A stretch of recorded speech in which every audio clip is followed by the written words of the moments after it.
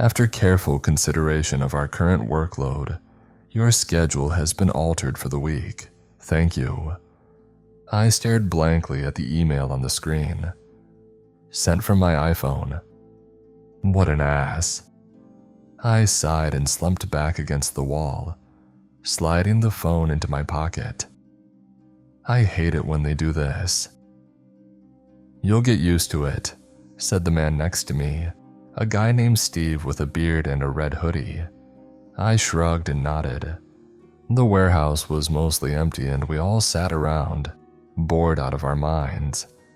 It wasn't like there was a whole lot going on anyway. The warehouse was a pretty quiet place.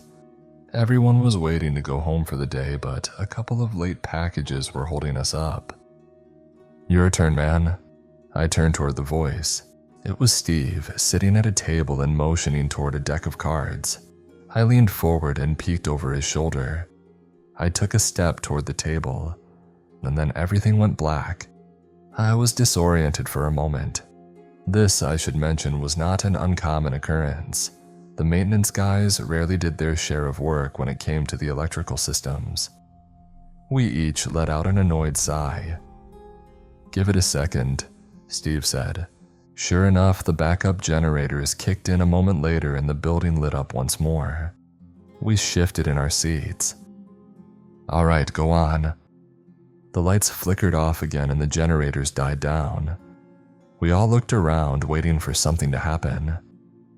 Damn maintenance again, an older man named Jerry sighed. Well then, guess we have to do their job again. I'll stay here, said a man named Mike sitting at the opposite end of the table.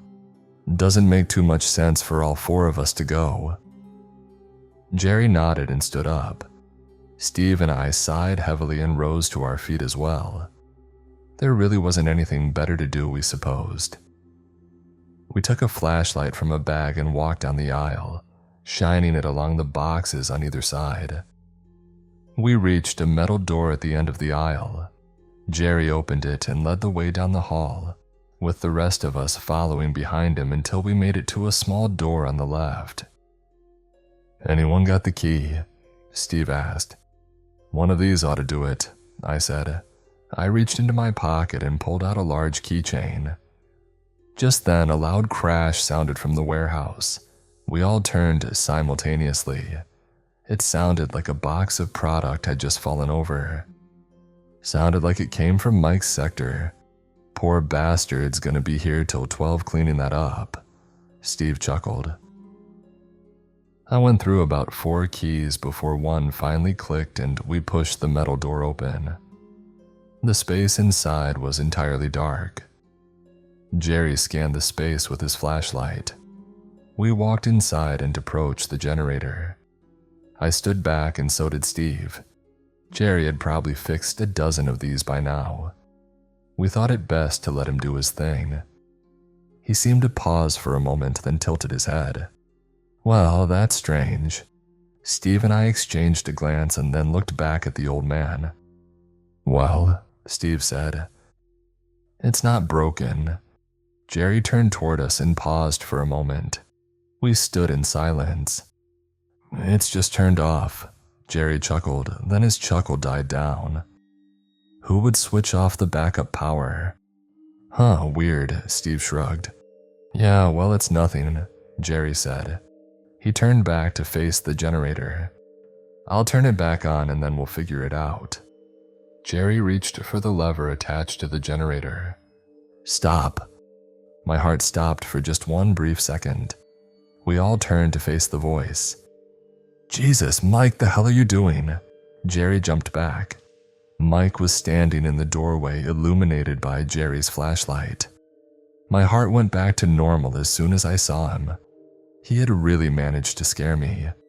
I imagined the shadow at the doorway, Mike, would start laughing at any moment, and I could already see that Jerry wasn't going to be happy about it. The old man wasn't usually one for practical jokes. You're not funny, man. I thought you were staying behind. Steve crossed his arms and I chuckled, but Mike didn't answer. We stood in silence for a moment. the flashlight lighting up Mike's features. He seemed emotionless, almost blank. "Real scary, jackass. Can we turn the generator on now?" Jerry wasn't having it and turned to the generator. "Can we keep the lights off?" Mike whispered. It was a hushed, plain whisper. Something about it felt wrong. Jerry turned around again and I saw a concerned expression on his face. "Is something wrong, Mike?" Mike didn't answer immediately and his shadow stared back at us. "Mike," Jerry asked again. "Keep it off, please," Mike said. Mike's voice was a whisper, barely audible, and something seemed entirely wrong about it, but I couldn't quite place it. The situation was slowly starting to feel uneasy. I turned away from Jerry and Mike to look at Steve, who was still behind me. As I suspected, Steve was growing uncomfortable as well. He took a step back and he slumped against the wall. It was almost as if my brain had realized that something didn't make sense, yet I hadn't fully become conscious of it. Steve, however, seemed to have the answer. He tapped on my shoulder and I turned to face him. I could hardly see his face in the dim light, and yet, clearly there was an uneasy expression on it. "Look," he whispered to me. "His mouth." I tilted my head, unsure what he meant. Just then Jerry spoke up. "Is there a reason why I can't turn on the light?" I turned to face him, but before I did, Steve whispered to me, "His mouth, it's closed." "I don't want you to see," Mike whispered in the doorway. The blood froze in my veins. That was it. Steve was right. Mike was speaking, yet his mouth hadn't opened. "Wait," I said, maybe too loud. Mike slowly turned his head, staring blankly into my eyes. It was a dead, cold gaze, and something about it made the air around us freeze. It was at that moment that I noticed how pale his face was, and how light his body had seemed the entire time. He was looking at me, but it didn't feel like it. I felt as if he were looking over my shoulder, or staring through my body. And then without warning, his body went limp and he slumped forward, falling to the floor like a doll. "Let me fix it then," his voice continued from behind him. My face went pale. The light failed to illuminate beyond the room. The space behind Mike's body was entirely dark. It was there that the voice had come from. Mike's voice was speaking from beyond the doorway. "Jerry," I whispered, "there's something back there. Turn on the light now." Jerry was frozen but snapped away and nodded. He lifted his hand and placed it on the generator. Nothing crossed the threshold. I am sure of it, and yet Jerry still gasped and the flashlight fell to the floor. "Wait, stop," he whispered at first, then a panic settled in and a muffled voice cried out, "Stop!" "Jerry," I screamed, "please." A wet tearing noise stopped him abruptly and a low gurgle replaced his voice. There was a brief moment of silence. Nothing fell to the floor. He was still standing. My eyes widened suddenly and I took a few steps back. Steve did the same. The flashlight lay on the floor, pointing toward us and barely illuminating the room. Nothing could be seen behind the flashlight. The dark, enclosed nature of the room made it impossible to make anything out. A soft, repetitive tapping sound could be heard coming from the corner. It started out frequent and fast, but the pause between taps slowly grew longer. Something shifted. "Please don't. Turn on the lights." A voice sounded from behind the flashlight. "Who are you?" I asked, taking another step back. "Is something wrong?" The voice answered, barely audible. In what felt like an instant, I felt the room grow unbearably cold. The voice. It was Jerry. No, it couldn't have been Jerry. It sounded like him, but it was too soft. It didn't make sense. We stood in silence with nothing to break the suffocating air that was settling. Whatever was in the corner, Jerry, or what had Jerry's voice, had almost seemed to disappear. I wondered whether it was even still there, but the gentle tapping repeated itself. Something stepped in front of the flashlight. It stepped directly in front of the beam, and its leg covered the light. I made out the form of a shoe, but everything else was hidden. "We can go back." The same whispering voice, Jerry's voice, returned. "We can still work in the dark together." It took another slow, awkward step forward. The leg seemed numb, weightless, almost like a puppet. It landed its step, but the foot failed to stiffen upon landing, and its ankle bent to the side. "What do you want?" I asked, my voice trembling. "Will you speak to me, if I look like you?" The voice seemed to distort for a second, almost like an old DVD player coming across a scratch in the disc. It sent a shiver across my body. Something about it seemed foreign.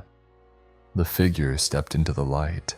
The features were vague and blurred, but its form was entirely familiar. It was impossible to mistake Jerry's appearance. His clothes, the shape of his body. There was no doubt in my mind that it was Jerry. I lifted my eyes to meet him in the face, but the second I did, my stomach dropped. I let out a gasp, something in between shock and disgust. I felt like vomiting, but I could only stand and stare in disbelief. "Something is wrong," the voice whispered. His mouth didn't move. No, there was nothing to move at all. The blood dripped onto the metal floor, tapping gently against it. It was an awful, repetitive sound that seemed at once muted and magnified, failing to reverberate through the room as if the walls were soundproof, yet it pounded against my skull. The rhythm of the tapping was perfectly stable. His shirt was saturated and heavy with blood, and a large pool was quickly forming at his feet. There was nothing, absolutely nothing, to even suggest that he was alive. His head slumped down and his arms were limp at his sides. His eyes were obscured. I could feel their lifeless, empty quality. And his mouth. I didn't see his mouth. There was only a deep, thick stream of red running down the space where his mouth should have been. All I could make out was a gaping hole of flesh. The light made the blood look like tar. It was dark and thick, almost black. His nose, his mouth, his chin. All of it was gone. Only loose hanging pieces of torn flesh and the black splotch of blood could be seen. I tried desperately to distract myself, to look away or think of anything else. But just as I thought, I would drift off and find that I had been dreaming. Tap. With every drop of blood that fell from the wound, I was brought back to reality. I tried to stop the drops, to hold them in the air with my mind, to freeze time so that I wouldn't have to hear another rhythmic, repetitive tap on the metal floor. It was useless. My body had accustomed itself to the rhythm of the drops. Whenever it was time for a drop to hit the metal, I anticipated the sound. Tap. I waited for the next one. Tap. I knew another drop would fall soon. I anticipated the sound, but it didn't come. My body was thrown out of the rhythm and the silence created a void. My mouth is open now. Tap. I had nearly forgotten about the figure in front of me. Now that I was out of my trance, I saw him in the murky, shadowy light. I saw more of things which made my stomach feel heavy and sick. White teeth still intact, reflecting what little light there was, spontaneously attached to the flesh itself. There were scratches on his face and neck too, some superficial, others splitting his flesh and revealing black voids as the light failed to reach the inside of the wounds. I was too shocked to react. I saw something else unusual. His shirt wrinkled and the cloth accumulated toward his shoulders, and his body seemed light, almost as if he were floating. It seemed as if he was being held up by the shoulders. "Please stop," Steve spoke from behind me. I had almost forgotten that Steve was still behind me, watching the same scene. I was grateful for his voice. It made me stop thinking about the body for a moment. Still, it was only a moment. Is something wrong still? The voice reacted immediately. The sound was hushed, but it was still clear. Its enunciation was perfect. Yes, all of it. Steve finally broke. Nobody can talk without a jaw. Nobody can speak without a throat. Leave us alone. Turn around and stop this. The room fell quiet again. It gave me a chance to hear the dripping of the blood onto the floor. Slower now. Its cadence was lost, the rhythm now unpredictable. The thing, whatever it was, didn't answer. Tap, tap, tap. The blood struck the metal floor at random intervals. Tap, tap. On cue with the last drop of blood, Jerry's corpse went limp. He fell to the ground with a thud, face first. Blood splattered on my boots. Turn around, the voice continued. The voice was still behind him. Of course it was, I already knew that.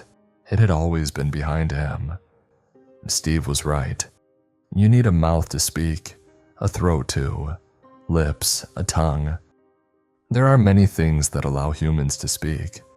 I saw none of those things on Jerry's body. I think we both realized what was supposed to follow even before it happened. Steve screamed. Before I could even react, a wet snap sounded from the space behind me. I covered my mouth with my hand, stopping myself from making a sound. I fell to my knees, still facing the other direction. I couldn't bring myself to turn around. Jerry and Mike lay in front of me, and I knew Steve was still standing behind me. I covered my face with my palms. I wanted to cover my ears too. I knew exactly what I would hear next. I didn't want to hear Steve's voice. What? My hands moved to my ears, but it was not enough. What is wrong? Steve's voice sounded from behind me. This time it was different. It sounded as if Steve were speaking through a bad radio. His voice was warped. I wanted to cry. This couldn't be happening, none of it made sense. I couldn't think straight, and I wasn't sure I even wanted to make the effort. To be honest, I just wanted it all to be over. Turn around, he said, but the voice distorted as if a radio had lost its signal. I almost expected to hear static. You are still afraid. The voice had no emotion whatsoever. It was completely monotonous, there was no feeling. I exhaled slowly and a tear ran down my cheek. You cry, it whispered. A silence followed. I am hurting you. I couldn't stand it. I was confused. Its question, at least I thought it was a question, was so direct, and yet it spoke so plainly that I couldn't grasp what it had attempted to say. Yes, you are, I finally said. A moment of silence. Steve was released. He landed next to me on the metal floor, his body lying on its front. I turned to look at him. For that exact second, my heart seemed to stop beating. I was too shocked to think. Steve's neck was bruised and deformed, broken. Although his stomach faced the floor, his head defied the direction of his body. Steve's head had rotated enough to face the ceiling. His eyes met mine. I see then. For the first time, I noticed a touch of emotion in the whisper, almost like it suddenly understood, like a child realizing it had done something wrong. The lights suddenly flickered on. I looked around suddenly, but all I could see were the lifeless bodies of my co-workers and the deep pool of blood that had formed where Jerry lay. There was no sign of the voice. I turned around. Still, there was nothing. To this day, I don't know what happened. I can't comprehend what it was or why it had killed my co-workers that day, or why it had suddenly vanished. In truth, I am still entirely confused. All I know is that if ever you encounter what I just described, do what I did. Let it know that it is hurting you. Maybe, and it almost makes sense, It couldn't comprehend what it was doing,